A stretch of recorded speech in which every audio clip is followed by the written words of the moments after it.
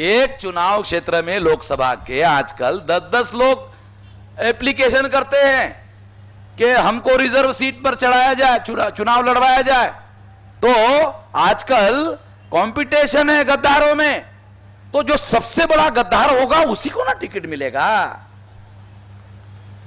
तो गद्दारों में भी कंपटीशन है, जमाना कंपटीशन का है। अब गद्दारों में कंपटीशन है तो ज्यादा से ज्यादा जो गद्दार होगा उसको ना टिकट मिलेगा। शास्त्री जी, आप समझते नहीं हो, आप विरोधी पार्टी को आपको मालूम नहीं है। शैलानी ने राजनाथ सोनकर शास्त्री के कान में कहा, सोनकर शास्त्री ने काशीराम जी को कहा, काशीराम जी ने हमको कहा, तो हमने सोचा आपको बता दूं। काहे के लिए बता रहा हूं? तो आपके इलेक्टेड रिप्रेजेंटेटिव को संसद में बोलने नहीं दिया जाता, उसका दूसरा सबूत है पार्टी का व्हिप। पार्टी व्हिप निकालती है, व्हिप को मराठी में कोड़ा बोलते हैं, हिंदी में चाबुक बोलते हैं। तो पार्टी के पास अधिकार है व्हिप निकालने का, ये एमपी बोलेंगे और ये एमपी नहीं बोलेंगे, और पार्टी की ये लाइन है, ये बोलना होगा। तो इसका मतलब बोलने की आजादी खत्म। अगर बोलने की आजादी खत्म तो इसका मतलब आजादी खत्म। अगर आपके इलेक्टेड रिप्रेजेंटेटिव को बोलने नहीं दिया जाता तो इसका मतलब उनको संसद के अंदर, विधिमंडल के अंदर गुलाम बनाकर रखा गया है। अगर आपके इलेक्टेड रिप्रेजेंटेटिव को गुलाम बनाकर रखा गया है तो वो आर्टिकल है 330 और 332।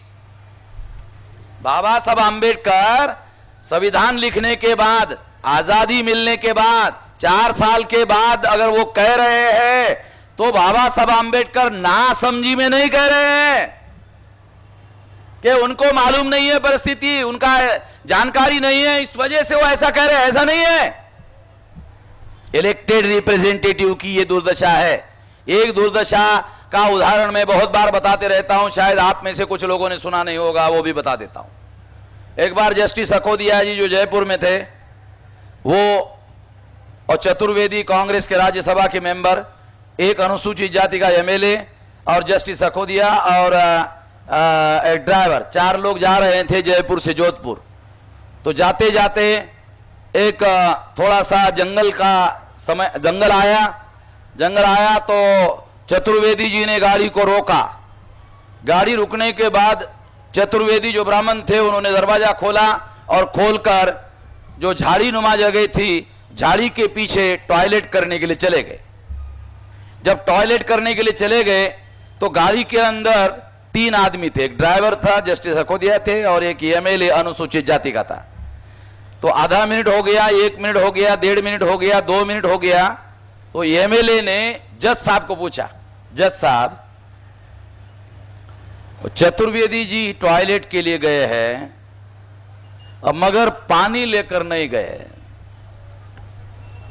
तो जज साहब ने एमएलए को कहा, नहीं गए होंगे, उसका ना पिछवाड़ा है, वो धोना चाहता है, नहीं धोना चाहता है, उसका ना मर्जी है।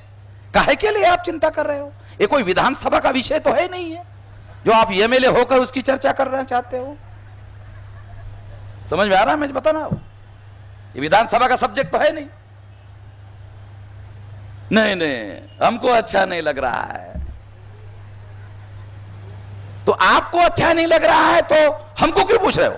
हमको भी शामिल करना चाहते हो इसमें? अगर आपको कुछ करना है तो हमको क्यों पूछ रहे हो? क्या करना चाहते हो? तो कहा कि पानी की बोतल है, हम बोतल ले जाना चाहते हैं। तो हमको क्यों पूछ रहे हो? ले जाना चाहते हो तो ले जाओ, हमको मत पूछो। तुमको ले जाना है लो, ना ले जाना ना मत लो। तो उसने दरवाजा खोला, पानी की बोतल निकाला और पानी की बोतल लेकर वो उधर लेके गया। ऐसा जस्टिस अखोदिया जी अजमेर के सम्मेलन में बोल रहे थे मंच पर, मैं उधर बैठा था, तो मैंने वहां से आवाज लगाई जस्टिस साहब को,